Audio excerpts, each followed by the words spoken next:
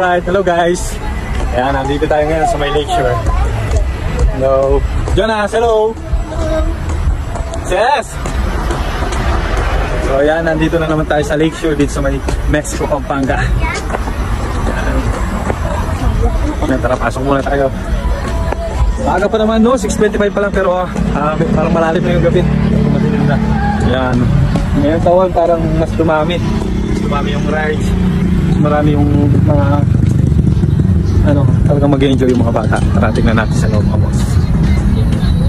Ayun, no, papasok na nga kami ng mismong lakeshore, mga bossing. Ayan, kung makikita nyo, syempre magbabayad muna tayo, mga boss. At yung bayad dyan, mga boss, ay katulad pa rin itong mga nakaraang taon, mga boss. Tig 50 pesos pa rin per head. Ayan, no, 50 pesos lang, mga boss. At tiyak na mag-enjoy na yung mga bata. At hindi lang yung mga bata, syempre mga boss, pati kayo na matatanda na or adult, no? Tiyak na mag-enjoy kayo dito, mga boss. Ayan, mas dumami yung mga activities nila, mga attraction nila ngayon dito, mga boss.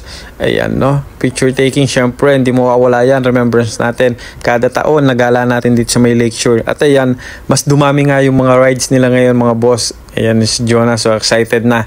Ayan, no? Syempre, mag-iikot-ikot muna tayo para sa mga picture taking ng mga bata. Ayan, no? Enjoy na enjoy sila, mga bossing, no? Ayan, ayan si Princess. Ayan, dito lang yan sa may Mexico, Pampanga, mga boss. Paskong Pasko na dito sa Pampanga, no? Kung sa mga ibang lugar kayo, no mo, yung mga gustong pumunta dito sa may lakeshore at kaya nyo naman i-search, mga boss, sa i-google map nyo na lang, mga boss. Pero paglabas nyo, pag-exit nyo ng NLEX ng Mexico, Pampanga, at check na makikita nyo na to, mga boss, kahit katabi lang mismo ito ng NLEX, no, ng exit nila. Ayan yung lake, no, mga boss. Hindi mo na kailangan pumunta ng Baguio. Dahil dito lang, may enjoy mo na yung lake dito, mga boss, for only 150 pesos for 2-seater na deck, no? At tapos 250 for 4-seaters, mga boss. At ayan, tignan nyo, mga boss, napakaliwanag ng Lakeshore Tower, no? Ayan, para kang nasa barko, mga boss. Siyempre, marami din mga nagtitinda dito. Sabi nga kanina, ayan, gustong-gusto ng ice cream ng mga bata, mga boss. Ayan, para din tayong nasa peryaan, syempre, ayan, no, napakarami mga bossing. Sana mag-enjoy kayo, tapusin nyo yung video natin, mga boss.